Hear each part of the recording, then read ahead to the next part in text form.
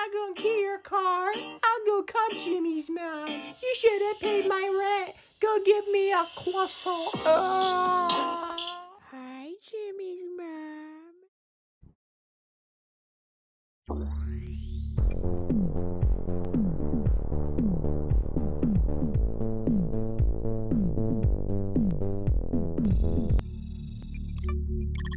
Yoo-hoo! Hello, good morning. Meow!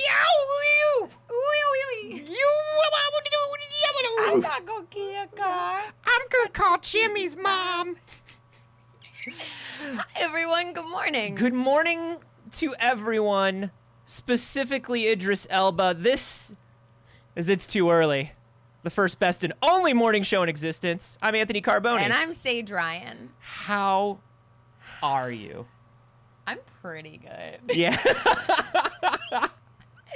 Yeah, I woke up on time today.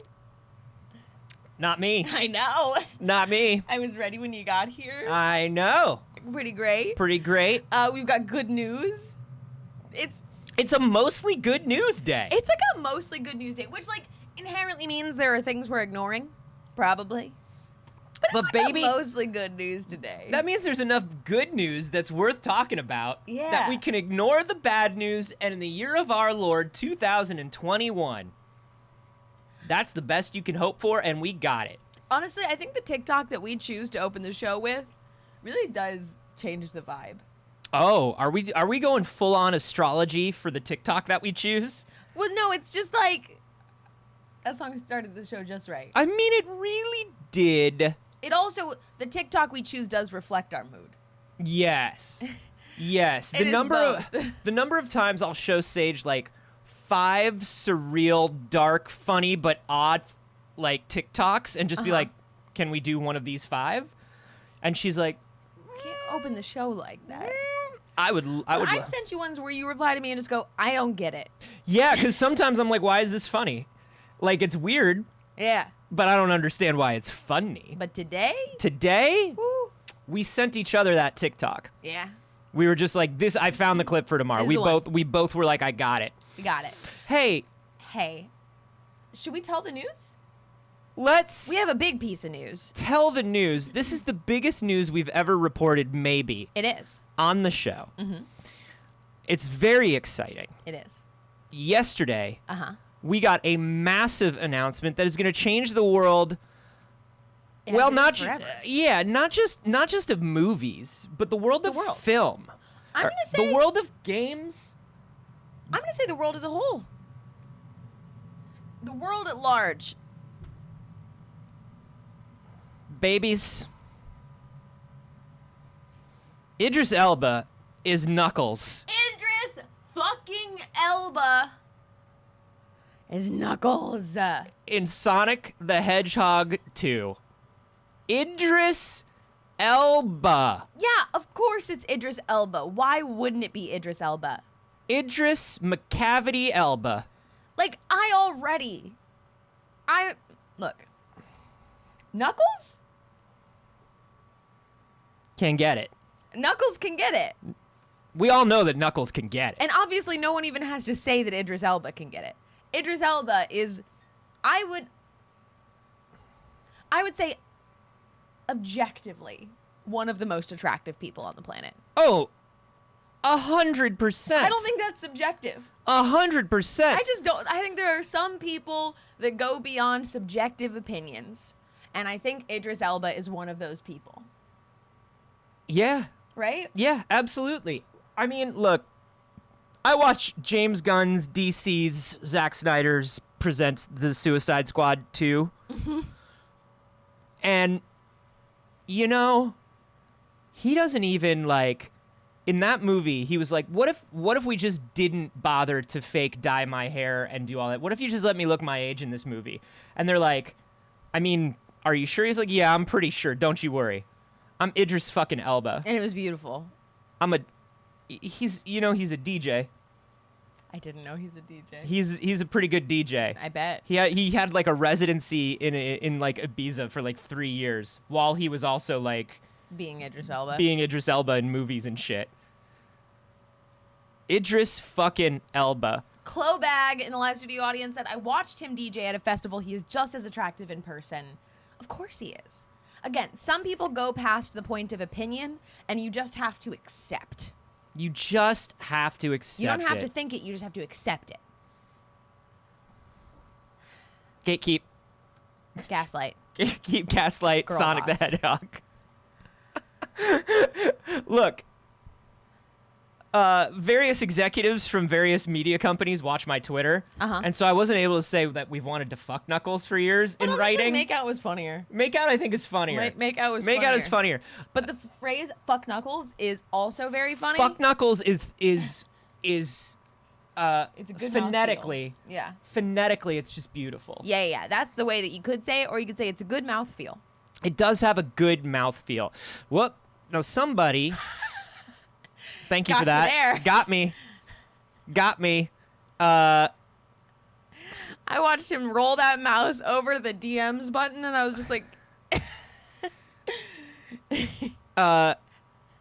famous television comedian who's been around for like many, many years, Jack A. Harry, tweeted this yesterday. Everybody is thirsty for Knuckles. yeah, of course. Everybody. Oh, no. Why won't it? There we go. She tweeted this yesterday. Madam, unless you have a Chaos Emerald up there, our good boy, our good Christian Echidna, does not do those sorts of things. I mean, you were just talking about wanting to fuck Knuckles. Yeah, sure. Look. Now, how casually in a sentence do you think that I could use the phrase "fuck Knuckles"? And not about fucking Knuckles, but about just using fuck Knuckles. Fuck Knuckles sounds like something the bully in an 80s John Hughes movie would call. Like a teen movie would walk in and be like, "Shut up, fuck Knuckles." Yeah, it's like the older brother. What's up, mess your fuck hat Knuckle? and yeah. Oh, is fuck Knuckle gonna throw a party? We'll see about that. Yeah. Who would you even invite to a party, fuck Knuckle? Yeah, I can see it. Look.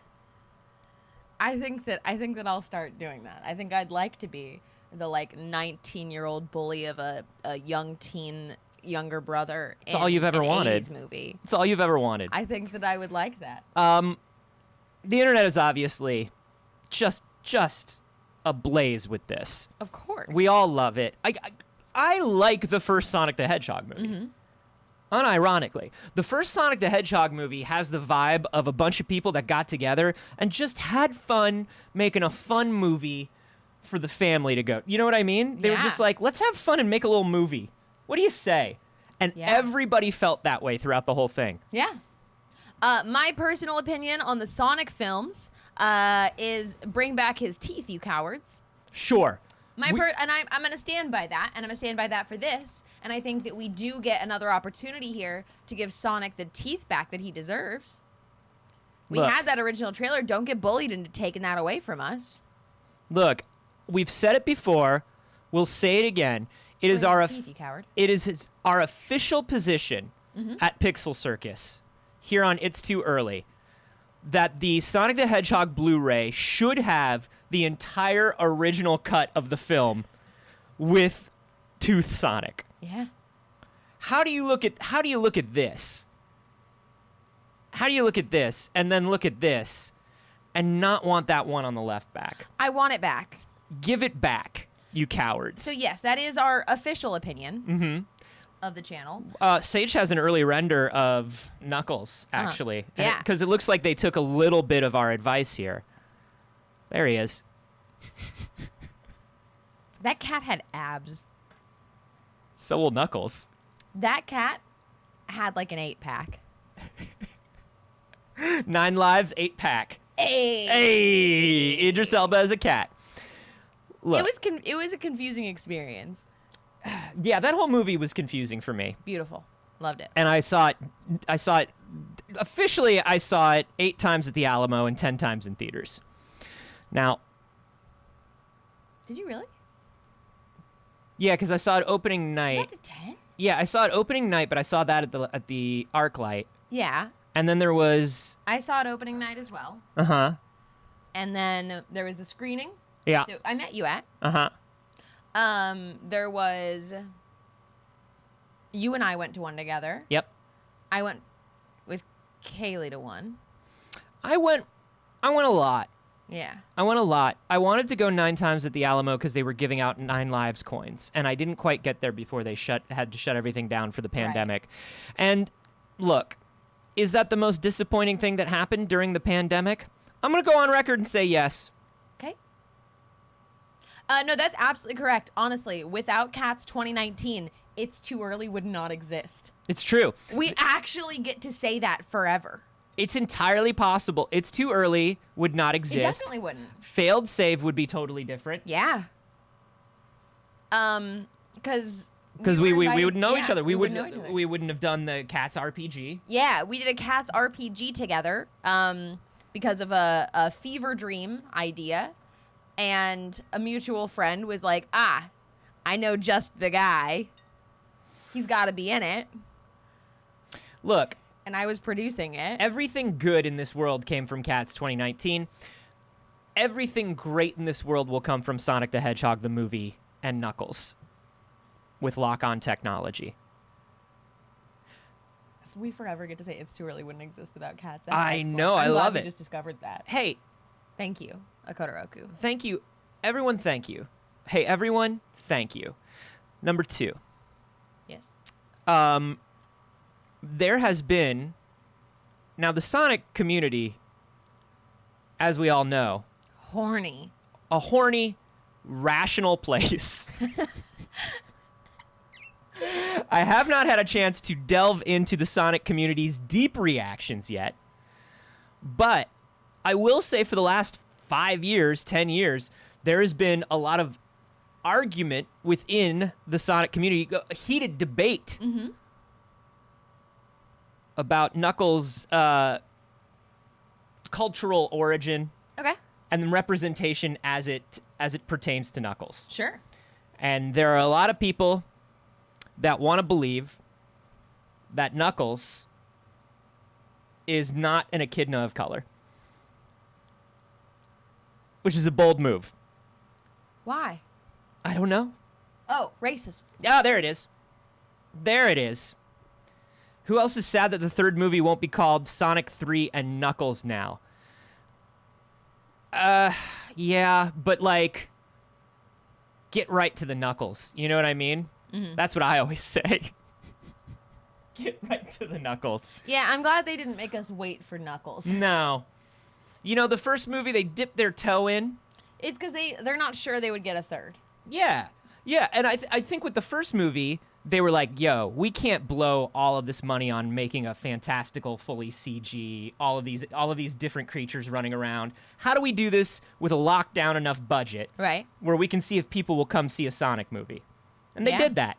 They did their, you know, I always think of it as like a He-Man or a Beastmaster movie. Uh-huh. Where, like, the cheapest way to do it is just to bring them into the real world. Yeah, real world like one. Thor. Yeah. The original Thor. You don't show Asgard. Asgard's expensive. Asgard's too expensive. It's to too show. expensive. We'll get there. Bring Thor to New Mexico where everything is just dirt.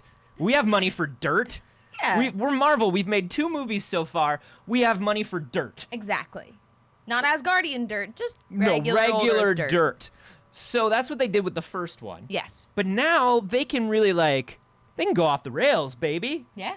Except you shouldn't go off the rails because modern 3D Sonic games are halfway on rails all the time. So in a way, you would be disrespecting Sonic the Hedgehog culture. That's true. Which, according to some weirdies, is entirely white. Anthony? Yes. We were writing the show last night. Mm-hmm. Writing. We pulled the stories. Writing the show. We wrote the. You may not notice this, but the entirety of It's Too Early is iambic pentameter, and it's not easy. So, I was like, "Oh my god, it's a piece of Anthony news for Anthony's."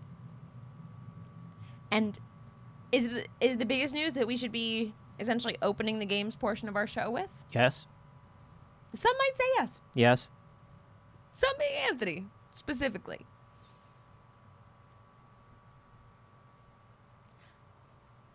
Push the button. Tell me about your relationship with Cookie Clicker. Complicated, Oh? but good. You know, I would say Cookie Clicker got me through some tough times in my life back in the day, particularly when I was working in an office and I was trying to pretend to be doing stuff. Boy, you look busy doing a Cookie Clicker. You know, Yeah. you can really sell that you're working if you're playing Cookie Clicker. Okay. And I played it for a very long time. Here's the other thing. Neurologically speaking, if you're an ADHD person like I am, boy, does Cookie Clicker ever just pull you into that hyper focus. Yes. Ooh, God, I love Cookie Clicker. But I also, at a time, loved Cookie Clicker. But you've loved Cookie Clicker more recently than I have. You streamed it, didn't you? I did stream a lot of Cookie Clicker. Last year, in the darkest of times, I would say that was when I was at my lowest during the whole thing. I streamed a lot of Cookie Clicker. You did. I streamed a lot of Cookie Clicker. I was legitimately, I was going through some health stuff. I was unable to like focus. I was unable to like really do much of anything. And I just sat and I played Cookie Clicker. And I got those dopamine hits. You probably lost everything you worked on there. Can't imagine you still have that tab open. No, you can, they do have like codes that you can save now. Really? And you can, yeah, but it's not like legitimately the easiest thing in the world. It's okay. Because Cookie Clicker is coming to Steam.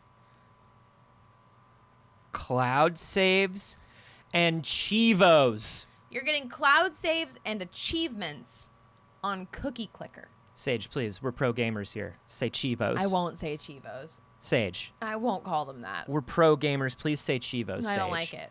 Saige, if you're going to be a professional games journalist, I can't. you've I don't like got it. to say the Chiefs. I don't like it. You got a Chivo. Hey, who's your favorite member of Jackass?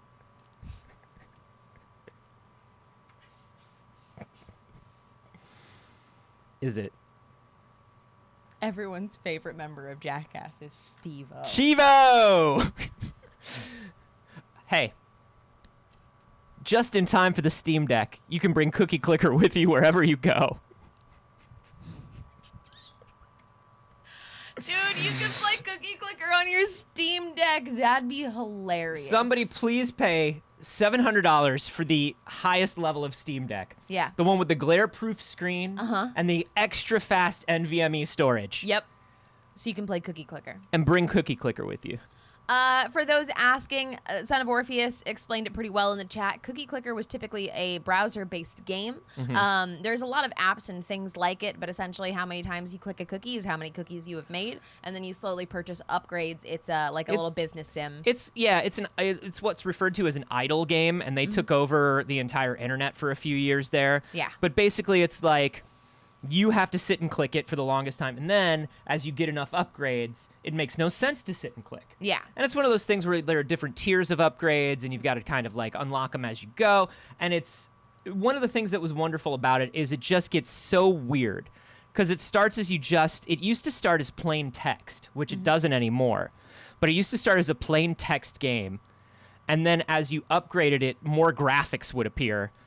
And you start by building like, you hire you bring in your grandma to bake cookies so you don't have to bake cookies. You can get an extra clicker so that every time you click it makes 2 instead of 1. Yeah, and then you upgrade to the point where you get like weird alchemy labs and time machines and black it's holes. wild. It's great. There's a lot of fun shit in I'd it. say 2013 was my Cookie Clicker year. Yeah, I think that was everybody's Cookie I Clicker think that was year. my Cookie Clicker year. Anyways, It's back. Look, all the good games are coming back, okay? Cookie Clicker's coming back, and then a couple smaller games, I guess, are coming back. Like a few. Nothing like Cookie Clicker big. no. But you know, I mean, I guess, like, if you're a Diablo fan, Diablo 2 Resurrected beta starts this weekend. It's not Fuck Cookie Blizzard. Clicker. We don't Blizzard right now. We just don't Blizzard right now. I have it on good authority that that Blizzard PR is sending out emails to people that they have longtime personal relationships with. Journalists who are maybe, it's hard to imagine, but there are games journalists more well-known than us. Strange. And they're basically sending out like very personal letters that are just kind of like, hey, I know people don't really like us now, but here's the thing if you want to. Absolutely the fuck If you want to review the Blizzard. thing. Hey, fuck you, Blizzard. Hey, Blizzard. Now and forever, to be honest. I bet you wish it was ground. Diablo 4 now, don't you, Blizzard? I bet you wish you had worked on a real game, don't you, Blizzard? Maybe that real game would have made people forget for 2 minutes. Not us. Burn it to the ground. Not us. Burn it to the ground. I'm sorry if you like Diablo. I do actually want to take a moment of saying games mean a lot to people. Games can be very personal for people, and especially franchises that have been around as long as some of the Blizzard franchises, and that sucks. And I'm sorry, because it's hard, because you want to love something, and it meant tough. a lot to you, and it was potentially there for you in a time that you needed a game or an escape or a distraction. Find a new one, because Blizzard sucks. Hey, y'all know we've all gone through this with some creator before. Right, with a musician, with a performer, with We all know. internet creator. For a lot of internet creators. Yep. A lot of internet creators. And I mean, look, it's tough. And and some people are like, well, art versus artist, and we can't do that. No. Not on this level. No, not on the this level where not on a level where an entire state is suing a corporation. The employees didn't even sue. The state had to step in. The state doesn't want to step in for anything. No. They absolutely do not. This is about saying that women as a whole, literally all of women, are more important than a video game. Mm-hmm. And if you are unable to make that choice, if you are unable to prioritize all of women over a game you like, then get fucked. Then get fucked. That's my personal opinion on it. Hey, get fucked. And you know what? Diablo 2 ain't even aged well. That's a boring game. Don't even worry about it. Don't even worry about it. I'm sorry if it's one of your favorite games. I'm sorry. I got a lot of boring games that I love. We just talked for 10 minutes about Cookie Clicker. Let's but talk hey, about a boring game that we love. hey, what's a boring game that we love? Here's a boring game, at least, that I love. Stardew Valley. Everybody loves Stardew Valley. Everybody loves Stardew Valley. Is it a boring game? Yes and no. It's in that category. If you want it to be a boring game, I think it's a boring it game can be in a a boring nice game. way. It's a chill game. Mm-hmm. I would say that for a lot of people, Stardew Valley was their first big cozy game. Yeah, I would say that as well. I was born in the cozy games, molded by it. You simply adopted the cozy game. Right. We will kill the man from Jamba Juice. That's my chair. The streets will run with strawberry banana smoothie. I love a cozy game. We I'm love a big cozy fan. I'm games. somebody that grew up on Harvest Moon, and that was some cozy shit right there. Yeah. In my opinion, Harvest Moon watched so that Stardew Valley could run. Oh, for sure. That's not even in debate. I don't think there's anybody. Listen, you got your Harvest Moon, which leads you to your Animal Crossing, and then you put the two of them together, and you get a Stardew Valley. Yes. With a little bit of the Minecraft. I remember the first time I walked into the mines in Stardew Valley, and I was like, dungeon That's a crawler whole now? ass thing, yeah. It's a dungeon crawler if I want it to be. There's so much Stardew Valley in Stardew Valley. Anyways, I adore Stardew Valley. I don't find myself playing a ton of it, but I love it. I think it's beautiful. I think it's a really, really lovely game. Yeah. And it's coming to Game Pass, so if you haven't gotten your hands on Stardew Valley up to this point, and look, we all have complex PTSD from the year of suffering we experienced in 2020, and will continue to as the pandemic is not over. Not me. It didn't affect me at all. Stardew Valley is a great answer to that. You can feel like you're outside. You can feel like you have some sort of agency and control over your life when you do not out here. Man, the rise of cozy media over the last year, I'm happy that it happened because I've always been into, you know, man, I like a slice of life. No matter what media it is, I like a slice of life anime. I like a slice of life comic book. I like a slice of life video game. And I'm glad that they rose to prominence last year. I'm sorry I'm sorry for the societal conditions in which they did. Yeah. But it does make me happy that everybody loves it. And it makes me happy that they're coming to Game Pass. Saige, I cannot. I've become one of these people. Yeah. I cannot stress enough how good that Backbone controller is. Saige, I literally we were on our call last night writing the show, and Unnecessary. I just wanted to talk about my Backbone controller. You did. It's amazing. Everything on Game Pass, everything on my Backbone controller, Yeah. everything in the bathtub. It's wonderful. Yeah, I was like slowly losing consciousness from my blood sugar dropping. And Yeah. he was like, Sage, let me tell you about my Backbone controller. And I was like face down on my laptop. She literally, as we were on the call last night, just started doing one of these, and I was like, "Sage, have you eaten today?" And she was like, "I did, guess." And I was like, "Once, at 10 a.m., and then you forgot about food." I did. But Game Pass, Backbone controller. If you're on an Android device, a Razer Kishi, something like that. Another club. An- Another club. Another Hotel. club. Look, Plain. after the party, it's the after party. After the after party, it's the after party. And then after the after party, we're taking my kid to soccer practice. Here's what's up. I gotta stop hitting the table. It's gonna be so bad on the mic. I started playing Dodgeball Academia. Cannot recommend Dodgeball Academia anymore. As much as humanly possible. Wow. Dodgeball Academia came out this week. It's another cute, adorable indie game, and you got to play it. Yeah. You got to play it. It's a mix of the Mario Tennis GBA RPG, where you go to the Mario Tennis Academy. Which I know of but didn't play. So good. And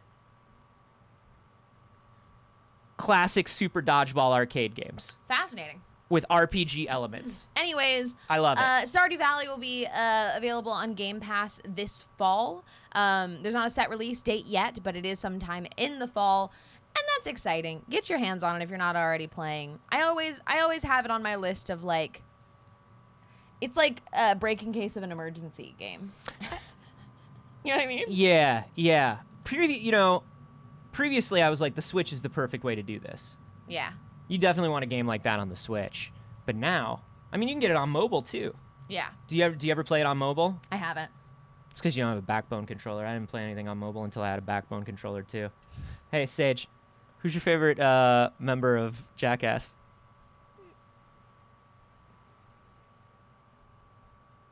Bam. That's problematic. Fine. Now, Well, at least he's an alcoholic. I don't know. I don't know a damn thing about what Bam Margera's done since I was in middle school. so nobody does. Nobody knows Nobody what Bam does. Margera's been up to since I was in middle school. We did hear though. I mean, we're not doing this today. We're not talking about Bam Margera today. We're not talking We're about moving Bam on Margera to today. another weird game that's coming back. Okay. We're talking about games coming back. Yeah, sure. We're talking about games coming out. Yeah. Let's do this, because then we've got big indie game news.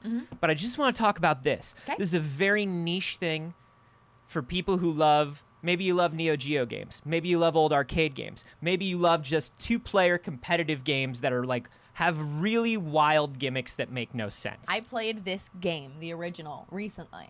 It's so good. No, it was a nightmare. Well, you don't like competitive games. It was a nightmare. There is a game called Windjammers.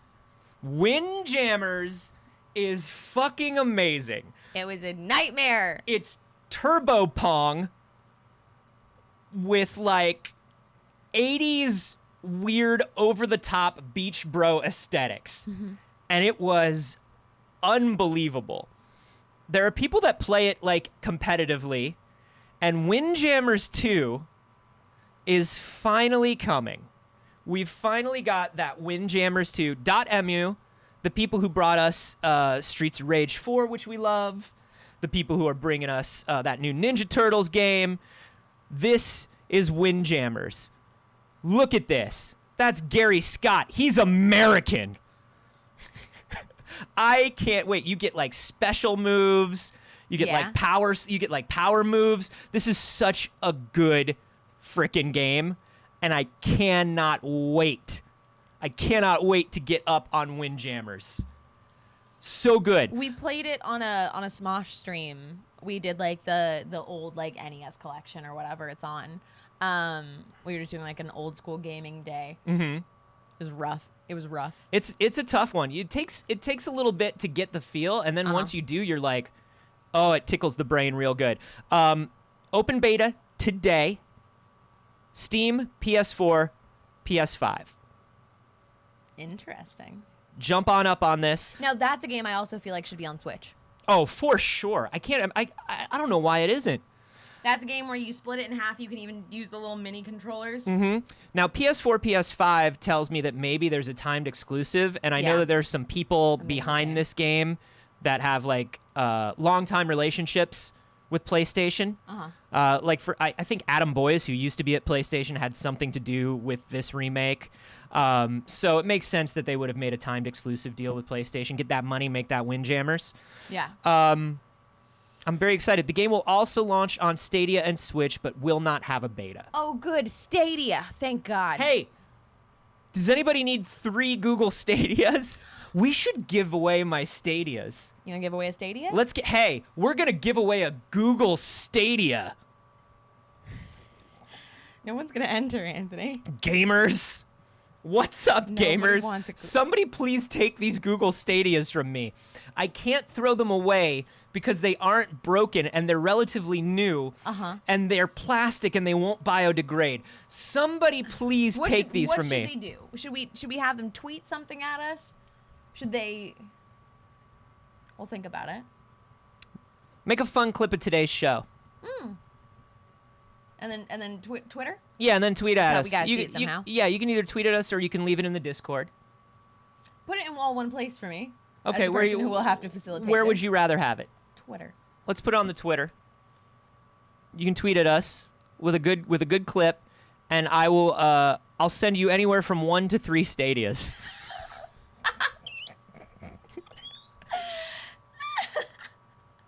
I'll say this. It makes for a really good wired controller for a PC. So if you do need a really nice wired PC controller, it's not bad. I'll send you anywhere from 1 to 3 of them. That's very funny, dude. Yeah, we'll roll a d4. And we'll see how many Stadias you get. Yeah. If I roll a 4, you'll get 3 Stadias. And maybe something that's worth something. Yeah, is there a deadline submitting a clip today? We'll By take the a end look. of the day today. Yeah, we'll take a look at them tomorrow, and I'll announce the Stadia winner tomorrow. Speaking of which, tomorrow looks like we're gonna be painting in here. Oh, after Kids on Bikes, we're gonna be painting? Yeah. Yeah. After Kids on Bikes tomorrow, we're gonna go live on Patreon. If you're not already supporting us on Patreon, we're gonna be painting this room. We had a painting stream last time. It's a tradition. It's a tradition. If you do something more than once, it's a tradition. Yep. That's all it takes. Yep. We're from America, the newest country. Yeah. And if you do something more than once, it's a tradition. Correct. All right. So let's get into some more indie news. Xbox did their ID Xbox Indie Showcase. And there were a bunch of games on there. That was where we got actually the Stardew Valley news about it coming to Game Pass. But there was a bunch of other stuff too. Now, there were a lot of very interesting looking games. Lightyear Frontier was really interesting to me personally. I thought you were going to be into this one. Because, we just talked a lot about Stardew Valley. It looks to be a mech farming sim in space. But it's a 4-player co-op. And that's what's most interesting about it to me. Nothing keeps me personally more invested in a game than having a social aspect. Friends that are also playing it. Co-oping a farm sim is just something that, I know you can co-op in Stardew Valley, but it's something that I don't feel like we see a lot of. No, Stardew Valley's co-op, of course, came later in development. So I think that's also something where it's a big deal when multiplayer comes out. I know there are a lot of people that play it multiplayer, but when a game sort of sits for a while as a single-player game, people fall into routines of how they play it. Yeah. And so a lot of people didn't think about it as a multiplayer game or a co-op game.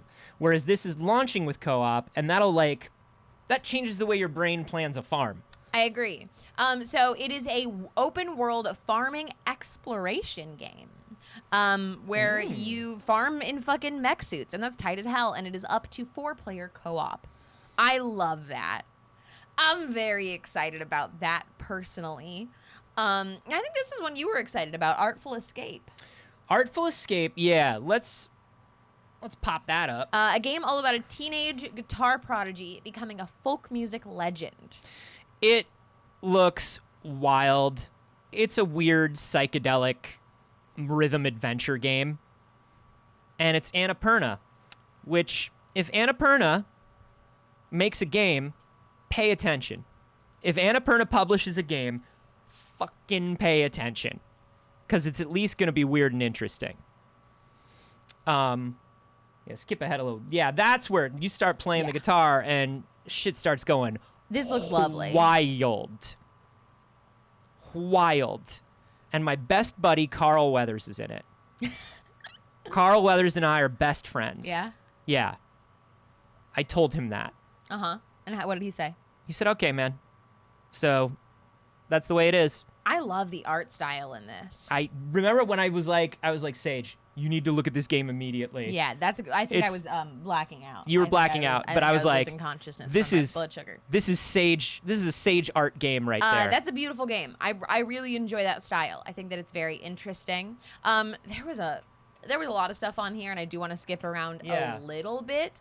I will say Sam & Max Save the World Remastered is cute. Yeah, I'm excited for that. Looks cute as hell. It does. I'm going to skip ahead a little into this one as well. But I would say I agree. It's a Franbo art style, Ronan. There we go. If you've never played Sam & Max Save the World, it's a 2006 game being remastered and coming to Game Pass. I'm going to play it. From the late, great Telltale. I will play that. Oh, of course you will. I will play that. Of course you will. That's a whole ass thing. There were more details about Oli Oli World, the 2D the 2D skating game, which I really enjoy. Eon Drive, the cyberpunk game set in Neo Barcelona, Which we did talk about. that has a demo available right now. That came out yesterday. Most importantly, I would like to talk about the video game Paparazzi. Hello. We're video game journalists Anthony Carboni and Saige Ryan. Uh-huh. We would like to tell you about the best video game that was created ever by a mankind, and that is Paparazzi. Please take all the photos of good dogs in interesting situations and bring them to us and share them with us. That's Paparazzi. Thank you. That's it. You take pictures of pups. There was a clip of Paparazzi where you're in a skate park.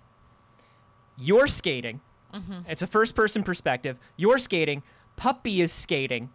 And you must take pictures of good skateboarding puppy. There it is. Oh. There it went. IGN, I wish your video player was better. IGN, I wish so many things for you. I mean, can you take a picture of this good dog as it pulls what I think was a 2160? That dog does not fuck around. Incredible. Are you a dog in Paparazzi? I don't believe that you are. It's got Nintendogs vibes. It's got big Nintendogs energy. It's excellent. It's excellent. Origami 2, which is that game that looks a lot like old Tenchu. We have a release date for that. It's available day one on Xbox Game Pass, September 17th. Again, a beautiful game. A beautiful game. God, And, I love indie games. if you've been missing that Tenchu, if you've been missing that, that good ninja action, that's a little more arcadey than something like a Shadow of Tsushima. Who said something in chat? Death and Saint says, I'm the goodest boy, I'll cuddle you until you love me. Paparazzi. Points. Points to you. Ooh. What else do we get? Evil Genius 2 World Domination is coming to Game Pass in Q4. That's that villain simulator. It is, which looks cute. Yeah, it's cute. It looks cute. That's It of just looks course. fun to me. I believe it's already out on PC. Yeah. But you can this will be its console debut. That's exciting. Love a villainy management sim. Yeah, it's a management sim where you're just a villain running a villain lair. I was very excited about the Wandering Village. Oh yeah. The Wandering Village looks beautiful, and this is a game where you exist in a world that is on the back of a giant monster, and you are farming and building. It's it's basically a Sim City or a Sim Farm, Yeah. but you live on the back of a giant beast I as love it that. travels around, and you find other giant beasts. Yeah. Every time this pops up in the news, it reminds me that I love this aesthetic and I want to play it so bad, and then I forget it exists until the next time somebody posts about it. Yeah. You know what I mean? And it's like it gives me that like Avatar: The Last Airbender fucking Here's what it looks like at ground level. Very cute. memories of the back of a creature. Yeah, and the art style is it's a very particular type of storybook art style. Yeah. Like one of those. top down's like a storybook Ages of Empires. Yeah, it almost looks like a Where's Waldo, or something like that. Yeah. But it's very cute. So I'm very into that. What else was good? So many things. The Big Con. The story of a runaway teen con artist who's hustling their way through 90s America. Oh yeah. You con this guy as pickpocket. Let me see how much actual. I mean, immediately on. that art style is everything. Everything we love. So perfect. Look at that. I love the paper doll animation. Mm-hmm. It's cute. I'm very excited about that one. That's adorable. I just love that they did something really deeply different. That doesn't look like any other video game I can name personally. Yeah. And I really enjoyed that. It's a very unique illustrative style, and there's a little bit more of what it looks like in motion. Yeah. It's cool. I love the isometric vibe. Like, come on. Come on. That's dope. Yeah, a lot of people saying it's like Doug. It looks like Doug. It does look like I could Doug. totally see that. It's very based on the same sort of like late 80s Memphis design that we thought of when we were making stuff, when we were Yeah. making like this channel and everything. This is one that came out yesterday that I saw it and I thought, oh, I think Saige is going to be very into this. Yes, and I've seen this before. This is Library of Ruina. It is a library battle simulator where you're a librarian battling against other magical librarians. It's card and it's deck building. It's dice rolling. It's sexy Japanese dating librarians.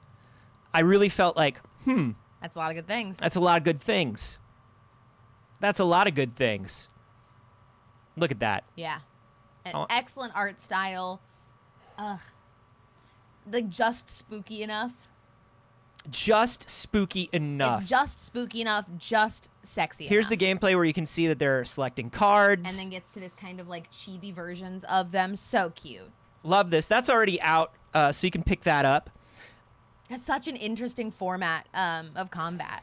I love this. I love that everything is like, I like the Darkest Dungeon sort of kicked this off in an interesting way where it's like Darkest Dungeon, then Slay the Spire, and now Yeah. we're seeing way more games like We this. saw that one recently that's based on a dice roll that you can see that actually has effect in game. Oh, Like, yeah. part of the game is the rolling of the dice. There were honestly a bunch of other games on there on the Xbox Indie Showcase, and it was lovely. We love an indie showcase. We do. There's nothing I look forward to more than indie showcases. And speaking of which, the Nintendo Indie Showcase is today. So we will be talking about that on Friday. We would stick around and live stream it with y'all, but Tendy gets no. mad. Nintendo says no. Tendy gets so mad. We're not allowed. I'm Tendy, and I say no. Yeah. During that story, I did reference Ages of Empires because it's always on my brain. Yeah. Age of Empires 2 Definitive Edition has a second expansion. I'm gonna get it. I'm gonna play it. You love that Age of I Empires. love Age of Empires. I love Age of Empires. It's great. I don't really have any reason. It's literally I don't play another game like it. I don't. I played a little bit of Civilization as a teenager, but Age of Empires hits a spot in my brain. I think in a similar way to Stardew Valley and like management sims do for me, but also nostalgia. It's very great. But anyways, you're getting 2 new civilizations and 3 new campaigns, which is excellent. As somebody who tore through Age of Empires and it became relatively repetitive. Yeah. You love that though. I do. You love that though. You need something that occupies those cycles in your brain. Yeah. I have obsessive compulsive disorder. And with that in mind, repetition, familiar repetition. Ooh. May I interest you in clicking a cookie? You may. You may. Yeah, I'm gonna. Might I interest you in perhaps clicking a cookie over and over again, now with cloud saves? Yeah, and achievements. I'm sorry, and with what? Achievements. I don't understand what you're saying. You're telling me I can have repetition that soothes my mental illness? Yes. And praise? Yes. Through Chivos. Achievements. There they are. There they are in chat. Everybody knows. Cookie clicker will give me praise? This will fill hole in my heart. My brain and my heart? Give me sense of self. Okay. All right. I want to talk about, What do you want to talk about? while we're sort of mentioning Nintendo, I want to talk about something Nintendo did that started a trend of bad. Okay. Let's talk about it. Nintendo did something pretty cool that worked out really well for them, Yeah. and it started a trend of very bad. Okay. I want to talk about mini consoles. Very cute. Very cute. We had the Super Nintendo. We had NES. We had right? the NES, and then everybody got up on this trend. We had the PlayStation Mini, which was okay. Why It was okay. Hey. Real quick. Picture GameCube Mini. I do every day. Tiny little box. I want a GameCube Mini. I want a N64? Dreamcast Mini. Yeah. I continue to say that. Well, I would like a. Here's the thing. I don't need an N64 Mini because I don't need the internals, the electronic internals that are full of N64 games. You can throw that away and just give me a $10 tiny little model of an N64 Yes. to put on my shelf in the fantastic colors. Sure. I want Because, as I've talked about many times, the Nintendo 64 library is the worst library that we have the most amount of nostalgia for. there are a bunch of games I love there. There are some good games. Not that many. Everybody now thinks that they want to do a mini console. We saw a mini TurboGrafx 16.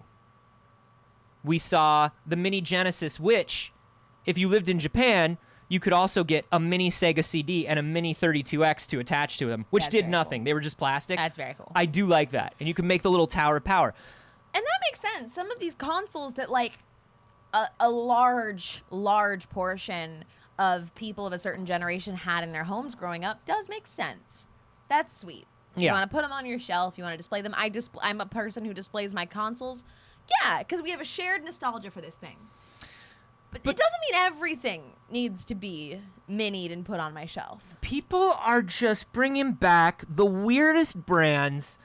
So last year, or 2 years ago, there was a Kickstarter for a mini Commodore 64, which is wild to me.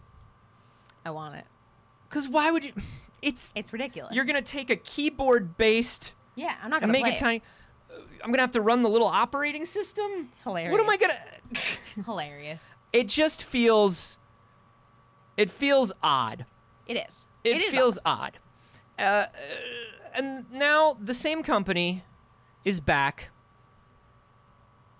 and they've got the mini Amiga 500.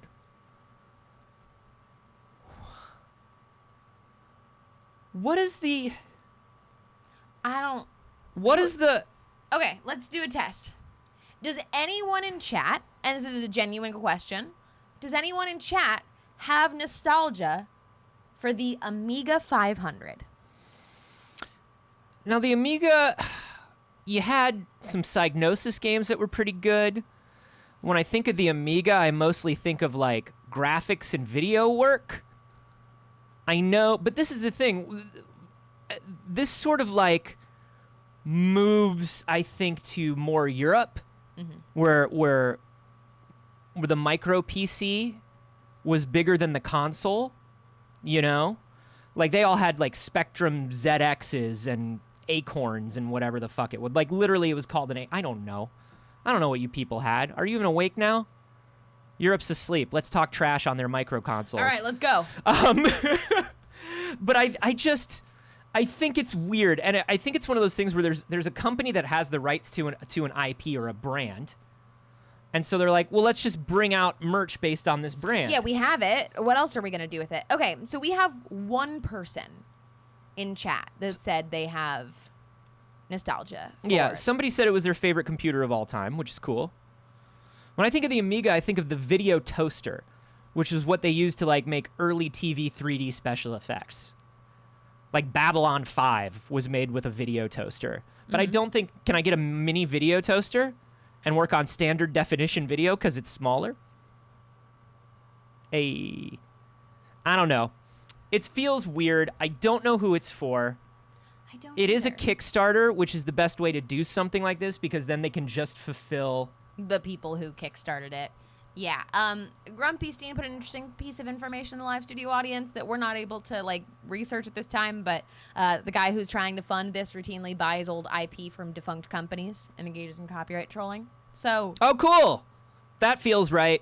It does, doesn't it? That feels like what's going on here. This Yeah. feels like it is one legitimate project to mask years of IP trolling. Any memorable games? What did it had? It had, like, a snake on there. I think if you were a big fan of Psygnosis went to Amiga stuff. So, like, I think of, like, Shadow of the Beast on the Amiga. I think of, like, Worms. I think of, like... Worms is the one. They have Worms, the director's cut, which is such a funny thing. I think the best version of, like, Out of This World or Another World was on it. If you're from Europe, pip, Another World. Hey, CB's in chat. What's going on? What up, CB? Yeah, the Amiga, look, if it's your thing, that's excellent. I want there to be something for everybody. It's just fascinating how we've started this trend and everybody is kind of testing the waters to be like, does it just have to be nostalgic? Is that it? Do they just have to know that it existed in a time potentially before their time or when they were a child? Is that all it takes? I think...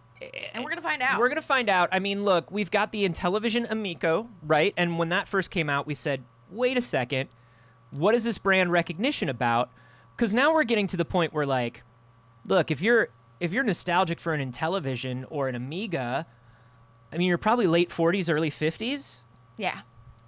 And if you're techie enough to want sort of like a tiny Amiga or a tiny Intellivision, you're probably also just like playing this stuff on emulators or like building little PCs or a Mister or an FPGA thing. I don't know. It just feels. And also, can I tell you something, y'all? You can. Can I tell you something? You go back far enough and games are just nostalgic and no longer fun for the most part. Yeah. For the most part. Right. I'm not going to say that there aren't standout video games from every generation, but Absolutely. like, you sat and played Space Invaders recently? Yeah, fair. It's important, not necessarily. It's important. Yeah. It's like film preservation. We're now in games preservation. Right. You know, yeah, we don't need Pong. We've moved beyond Pong. We have Windjammers 2 now. You know what I Alright. mean? Yeah. I just don't know who it's for. I don't know. We love modders. We love creatives that make a game whatever they want them to be. And I mean, as games get older, this can save a lot of things, is creating games within games or things of the sort. or micro consoles within games, Yeah. within nostalgic micro consoles. Yeah. An emulator within a nostalgic micro console within an emulator. What if our whole universe is an emulator, man? Whoa, man. Whoa, man. Whoa. And like, what's even money? Have you ever thought about it? I think about it all the time. Like, what is it? Honestly, nothing. You ever try to explain? Made up. You ever try to explain money to a dog, Why man? can't we just print more money? Why can't we just print more money? Why can't we just print more money? What did you ever try? Sometimes I'll look at Dagger and I'll try to explain money to him for 15 minutes. They don't get it, man. They don't get it. What are modders doing? Well, this isn't quite a modder, but a Minecraft builder has recreated the entire Breath of the Wild map That's a big map. in Minecraft. Not the entire map. The entire Breath of the Wild map, dude. With plans to build NPCs, shrines, and temples. Fucking come on. He's gonna dig those shrines into the earth. Like, damn. Like, damn. Like a damn. What's so interesting is it's so rare for me as somebody who doesn't like exist in the like Minecraft builder community to see someone who spent so much time building like biomes as opposed to like a building or a sculpture or you know No, what I mean, but something genuine, of the sort. genuine, yeah, biome design, landscape architecture. Like that's I'll put a so difficult. if I put a lake here Yeah. near this sort of thing, this will happen. Yeah. Like damn. damn. Like, that's gotta be so immensely difficult. If you've ever worked in Minecraft creative mode, you know? Hey man, you ever just think about Minecraft? Anthony, please come back to us. Like, the thought that goes into building a fucking mountain. Hey, enhance that. I want to see that stable. Here. That's good. That's a good recreation of the stable. And this is all the scale, huh? Like, he had to build the biomes to match. Wow. Or That's they a did. lot. That's a lot. I often I'm going to be 100% real with you right now, Saige. Walls are down. I'm going to be 100% real with everybody. I don't know if I've ever put as much into any one hobby in my life. No, definitely not. And I look at it and I'm like, what's it like to put that much into something? Wow. Yeah, I don't know. It's Wow. very impressive. I don't It know is that I put that beautiful. much work into my career. Yeah, right? Wow. Yeah. It's very interesting. Whoa, Grumpy Steen, jinx. Wow. Yeah, right? But- And honest, oh, please. But I think it's wild. I'm so impressed. Yeah. I'm so impressed. I like anything Breath of the Wild related. Yeah. We want to show off something else. This is the work of a modder. It is. This is in the video game Skyrim. I don't know heard if of it? I don't know if you've heard of it. Skyrim. It's by the people who make Fallout and nothing but Fallout, just endless Fallout forever, whether you want them to or not. But this is amazing. It's the Mini Amiga 500.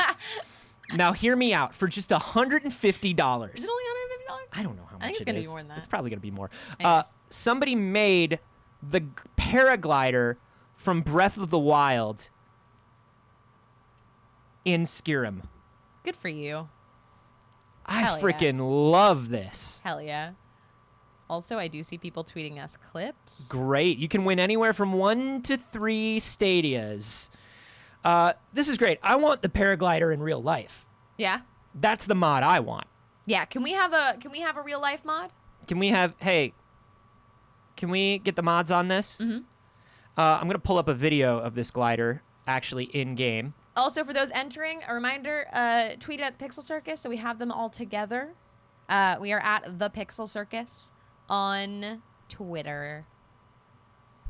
Oh, there we go. I just punched my microphone. I'm sorry. Yeah. Just once. Let's see the takeoff. Yes. Yes.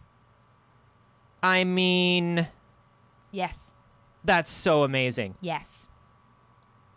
Why do I still enjoy Skyrim? Why do I this just makes me want to go home and play Skyrim. Everything has that effect. Skyrim exists in its own space. There is no other game that I can look at for this many years, and every time I see it, I want to go play Skyrim. There is something, like, weirdly hypnotic about Skyrim. And there have been so many games that have get it. tried to do the same thing. Never again. And I just want to play Skyrim. Never again. So weird. It's never been done again. Skyrim has a strangely, like, all-consuming thing to it. Yeah, I think if I was to think about games that I've bought on the most number of platforms. Right.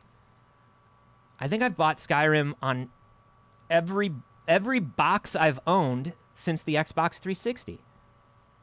Every Yeah. single one. Skyrim's probably number one for me as well. And then I bought the remastered. Right. VR. And then I bought the VR because they didn't put the VR in the remastered. You got me, Todd. Fucked up. You got me, Todd. Yeah. Toddrick. You scamp. You fucking lovable scamp. You got me. Yeah. And then he was like, hey, do you want to Fallout with that? And I was like, not for me. Yeah. Not for me, Todd.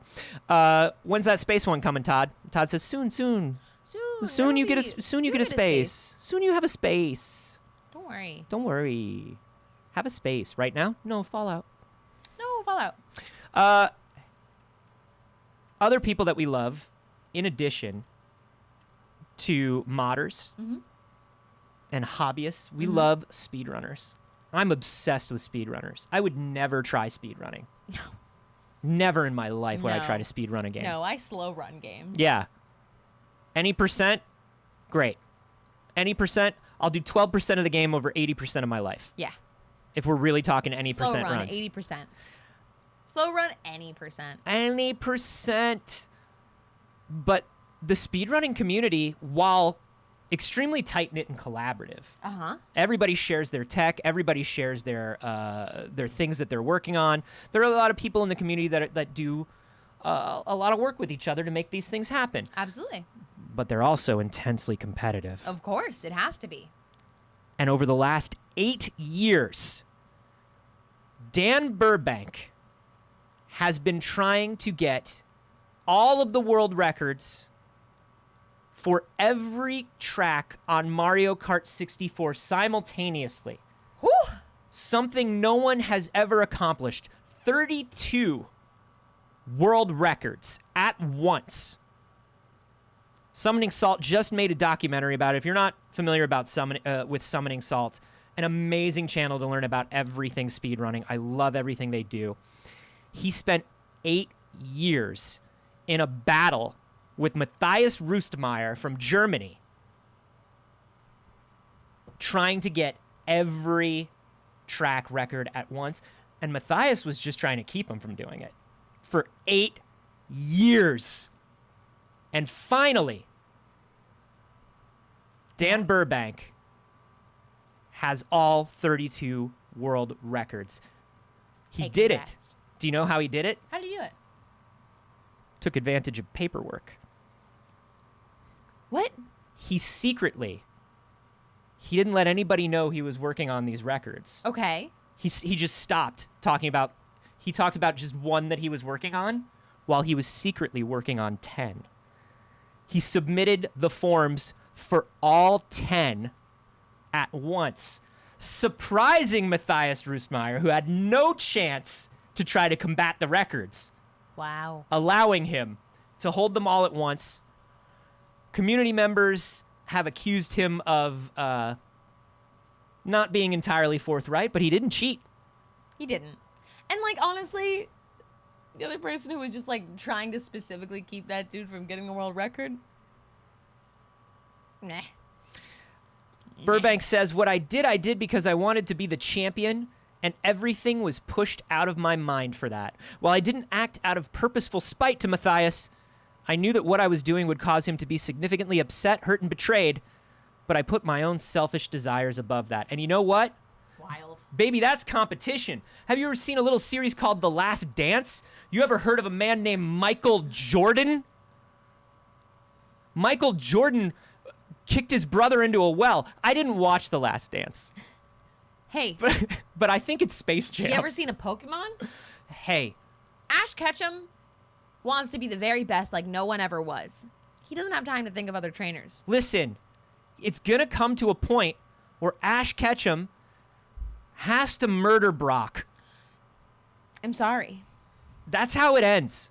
Or maybe, I don't know. Officer Jenny.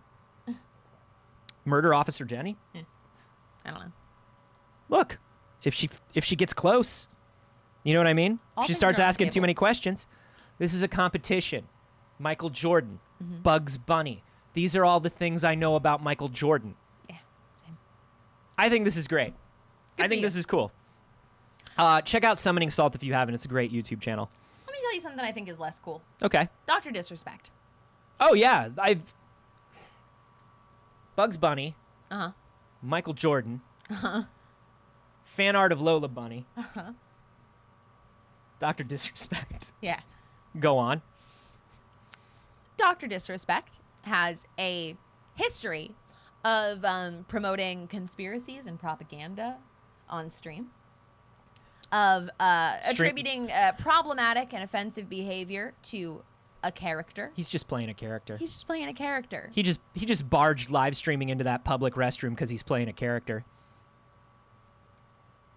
My character's being a piece of shit. Yeah. Anyways, If I ever say anything that makes you mad, it's because I'm playing a character. And then if I ever say anything that's cool that you love me and you think I'm it's generous me. for, that was me, Anthony Carboni. If you hate something I say, that was Canthony Arboni. yep, a character. The character. It's like my favorite TikTok trend right now is every time I do something cringy or embarrassing, it's not. That was camp. That was camp. It's camp. Anyways, aside from that, Anyway. Dr. Disrespect Yeah. A name, a is promise. trying to launch a game studio for double and triple A games. Look, we've said before that we want the AA game to be saved. We know that This is not what we meant. This is not what we meant. This is not the monkey's paw wish that we made. I take it back. I take it all back. Yeah, no, we're going to take it back. According to a job listing that was shared as life-changing opportunity, looking for a gaming studio head. Dr. Disrespect is partnering with Boom TV and taking the game industry by storm and incubating a new AA, AAA game studio with a unique twist.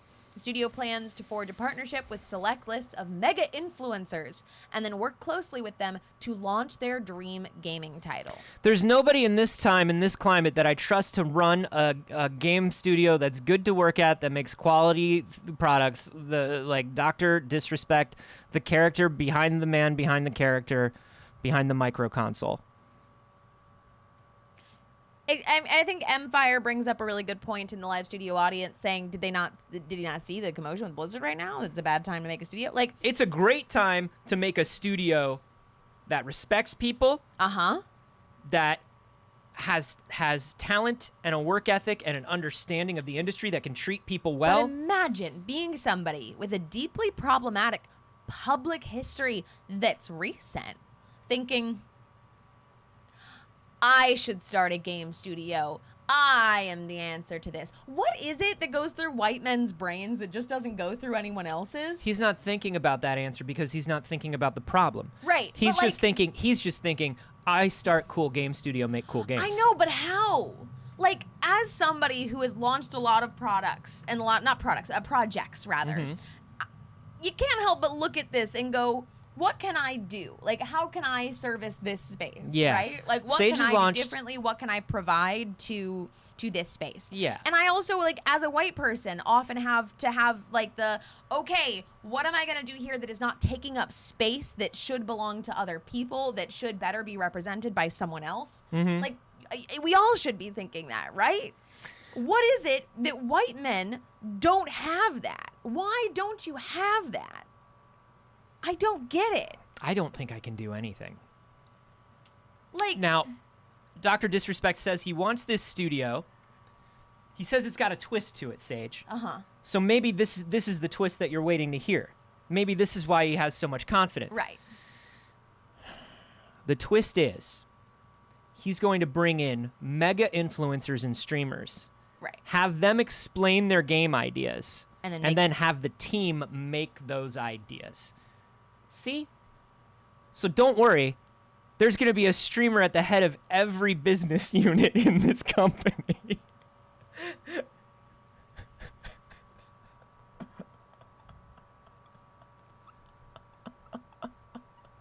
It is a Kurt Schilling. Everybody who's talking about Kurt Schilling. It's a Kingdoms of Amalur situation. I play video games. I know what to do. Now, I'm gonna talk here. Someone said, I don't get the white men shouldn't create businesses argument. You clearly don't get it. You missed the whole point, actually. And that's a common thread here. That is the problem. Because if you hear, why can't a white man look at the space and understand when it's not a moment for them? And you hear, that's racist against me, white man. Then you shouldn't create a business specifically.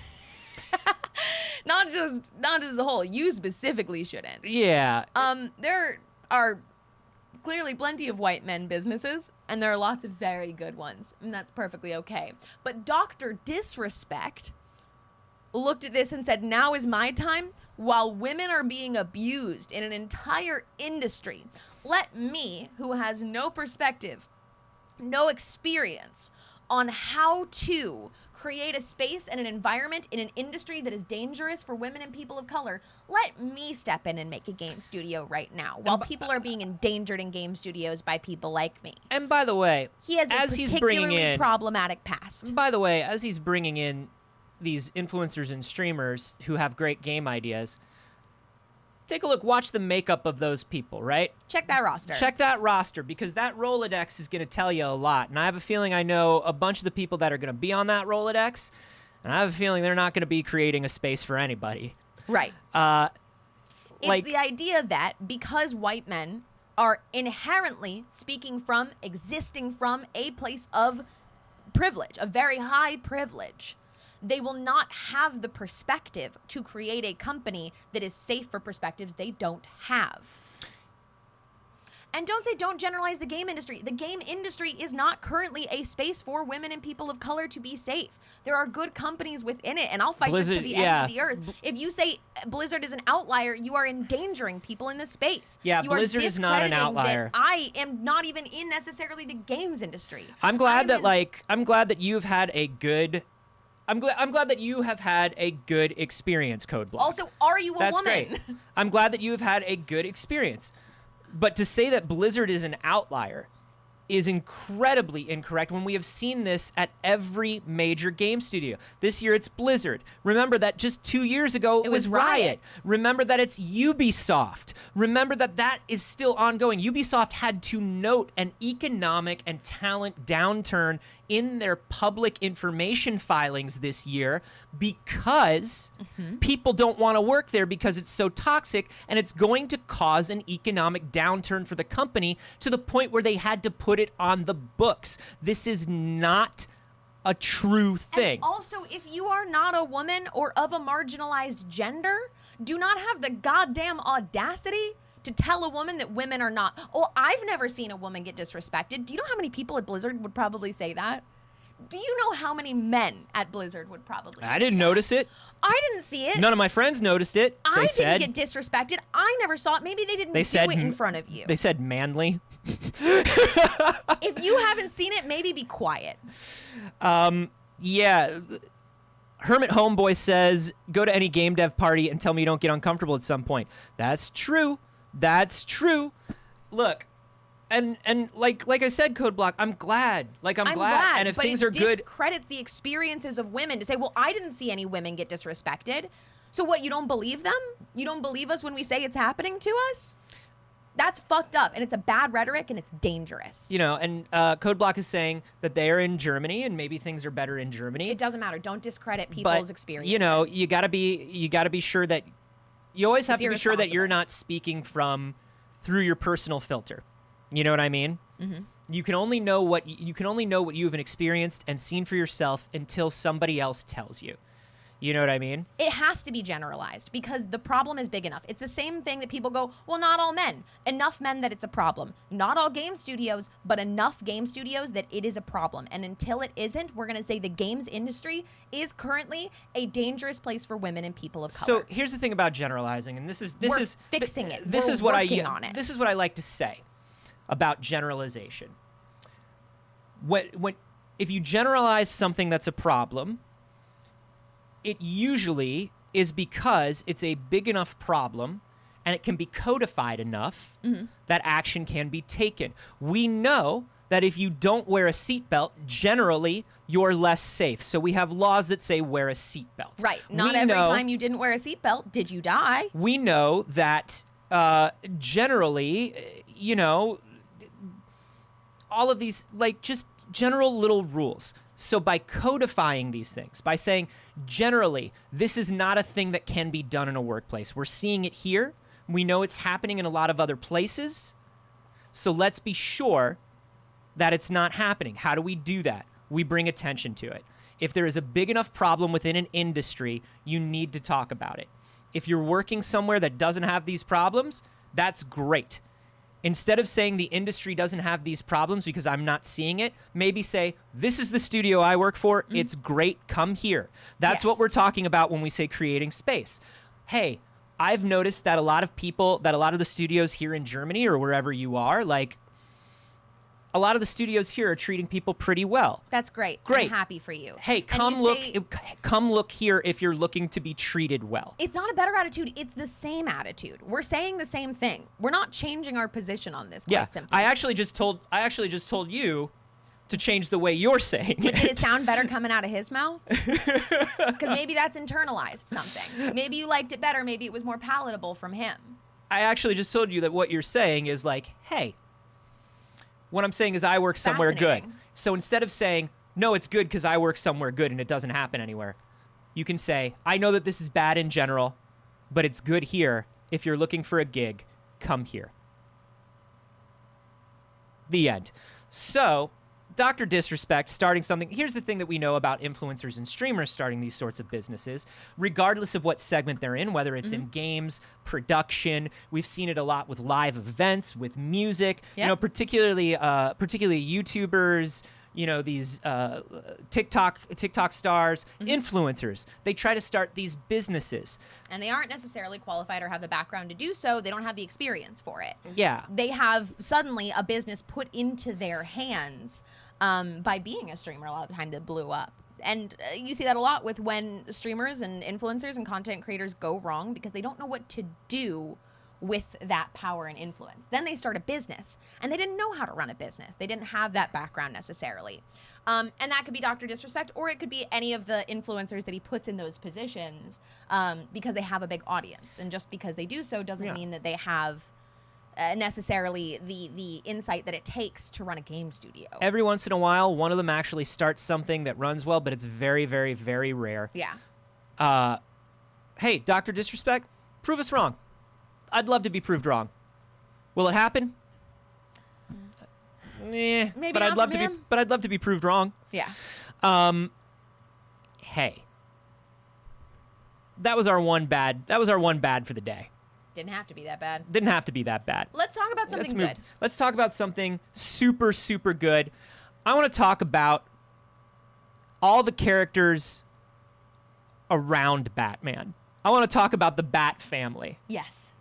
You know how I feel. Bruce Batman is a problem, but his good children are some of my favorite characters in the history of comic books. And I particularly grew up with Robin 3, Tim Drake. Yes. Tim Drake is one of my absolute favorite characters, always has been, and especially these days because he's very interesting. All of the Robins represent a different part of Batman's personality.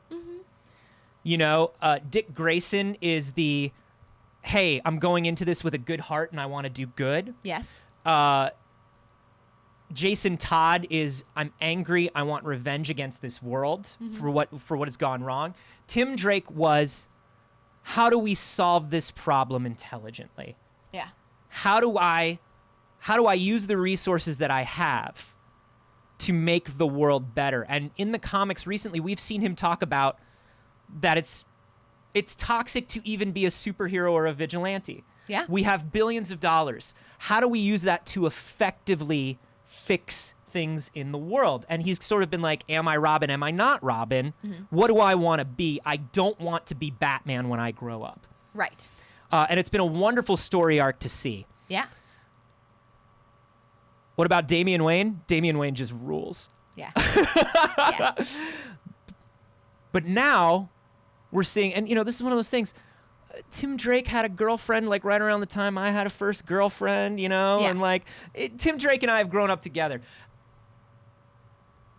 Tim made a big announcement in Batman Urban Legends.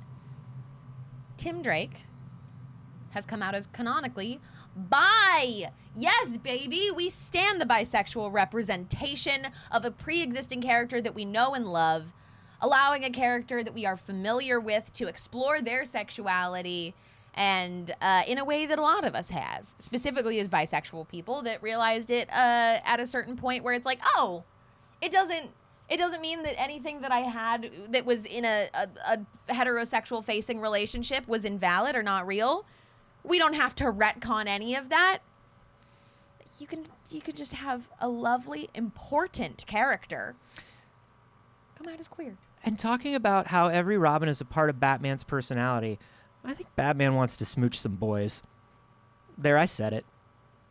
I think sometimes Batman wants to smooch some boys. His rivalry with Clark is like, it's charged. Yeah, there's a lot of conversation about it. I mean, yes. And if you watched the Snyder Cut, it's the most charged it's the ever most been. Charged. Batman wants to smooch Superman so much. fucking bad. And he doesn't know what to do with it, and so he tries to stab him with a kryptonite spear. Yeah, I mean, we've talked about it. I think that Batman is only sexually attracted to power. Yeah. I think that's it. And Power it's and control. Pan in that sense. But Tim, and here's what I love. What I love about Tim being bi, and you and I talked about this a little bit, is like, for so long, characters have had to fit into a straight or gay sort of slot in comics, when Iceman came out, for years, I did not like the way they handled it because it was almost like they wanted to erase Bobby Drake's character's past, where, Bobby Drake had been in multiple long-term relationships with women, and instead of really addressing it, it's almost like they wanted to ignore it and retcon it. Yeah. Which is a bummer. You don't have to do that to a character. No. And what I love about Tim is, like, they're handling it so well. They are. His relationship with Stephanie, his love with Stephanie was real. Right. Everything in the past was real. And it just makes sense for him. When you talk about who these Robins are, this Robin who just, like, he's the part of Batman that cares about everyone and wants to see everyone safe. Yeah. And I just love that they're like, no, he's bi. He has a big love for a lot of people. And I think that's great. I love it. They gave us bisexual representation that isn't in the format of, I don't know, they're trying to fuck everybody. The Tim Drake Connell shippers feel so good, though. Now, let me just say, this does have some interesting implications for that. Was Harley Quinn the first to actually recognize bi character for Batman? I want to say that Ivy was first in that. I want to say that Ivy, I don't know if she was the first in like the Batman universe, but I think that Ivy was at least before Harley. Because I believe Harley was only canonically viewed as bisexual as of the animated series, right? Post-animated series, yeah, because Mad Love. Yeah. So during the animated series at some point, but like... And obviously in the animated series. Yeah, but I think, and actually in the Harley Quinn series, yeah. That's not, what I mean. Oh, okay, yeah. Not the Batman the series. Harley Quinn Sorry, animated series. Not Batman the animated. It's dope. I would love to... The people who've been shipping Connor Kent and fucking Tim for years, that's great. But hey, let's not push Tim into anything he's not ready for. He's going on a nice date with a young man named Bernard, and we're going to see how that goes for him. And hopefully, they don't turn Bernard into a bad. What is it? Dick Grayson's dating an alien? Of course. Can't be straight in space. I say it all the time. That's Can't my be motto. straight in space. That's my personal motto. You cannot be straight in space. I love it. I love this whole thing. And somebody was talking about how they felt bad for Bobby Drake because he's never really had a good writer. Anthony Oliveira, Mia Koopa on Twitter, has been doing a majority of Ice. He did a great run on Iceman. He's the guy who does Wiccan and Hulk. He does the Wiccan and Hulkling series now. And he's an amazing writer, and I think he handles all those characters beautifully. Oops, my computer died. Oops. All one computer last dead. thing, I do want to acknowledge the Morticia casting really quick, of course, because we talked about the Gomez casting on Monday. Morticia has been cast for the live-action Wednesday Addams Netflix adaptation, and it's Catherine Zeta-Jones. Ooh.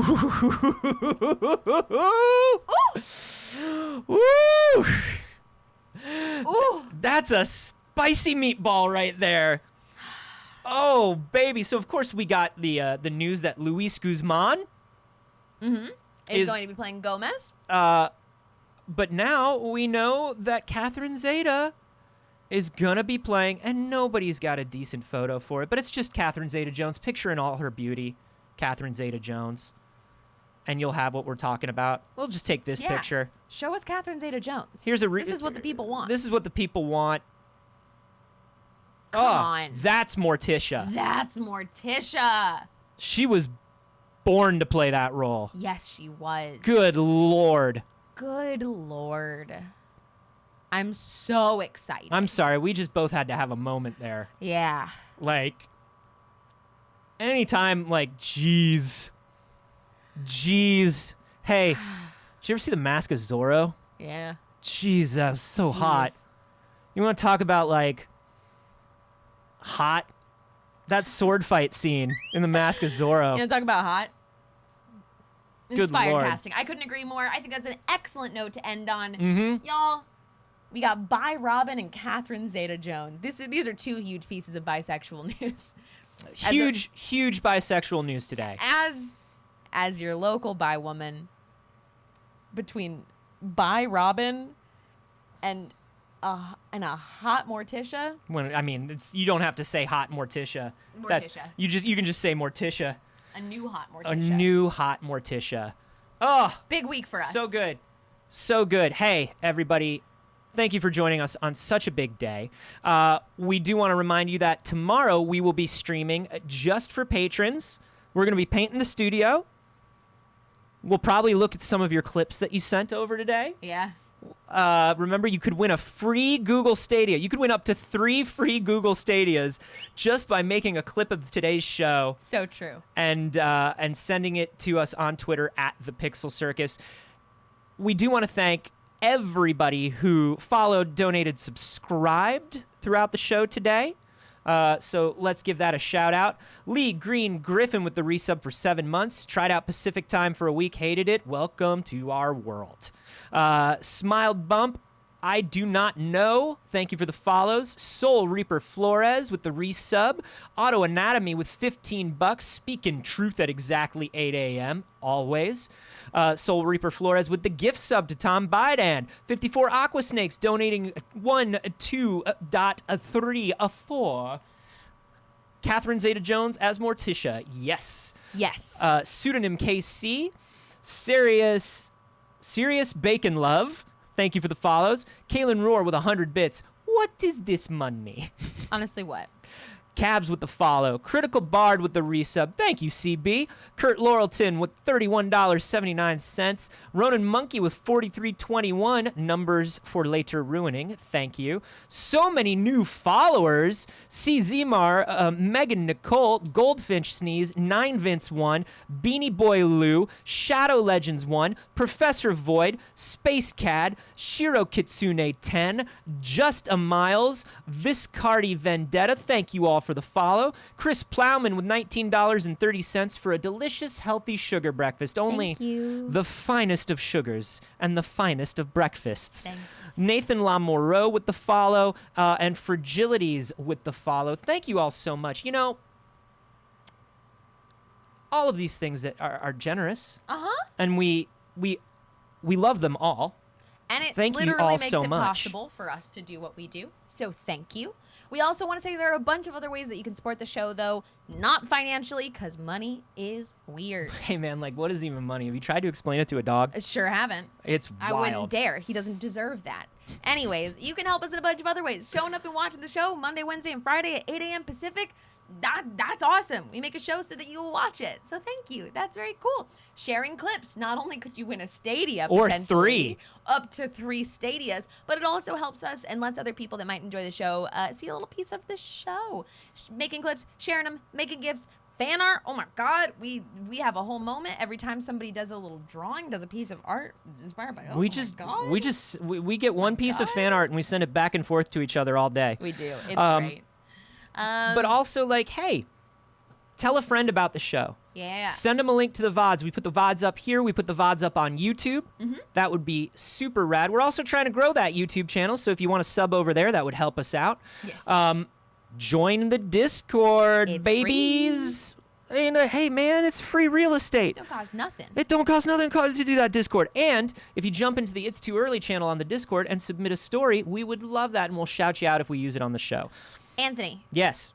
and continuing to support us, where can they find you on the internet when not here? Oh, my stars and garters. You can find me in most places at a Carboni, except for here on Twitch, where I'm at Anthony Carboni. Twitch, you cowards, it's mine. Give it back to me. You can also find me on Fridays. I have a science comedy podcast with Jeff Kanata called We Have Concerns. Find that at wehaveconcerns.com. Friday nights, I'm right back here with Saige and the rest of the Failed Safe crew playing some D&D. If you haven't watched our one of our many Tabletop role-playing shows here on the channel, check out Failed Save. We have so many wonderful people there. Fridays, 7 p.m. Pacific time. I play a bird monk. You do. And hey, babies. Follow me on, particularly I would love it if you followed me on Instagram these days. Oh, yeah? At A Carboni. Trying to goose that Instagram. I don't know why. All right. Feels low.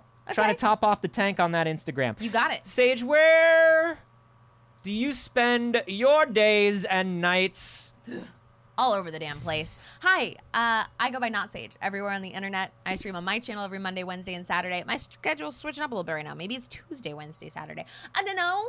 We're trying new things. Announcements are always in the Discord and on Twitter.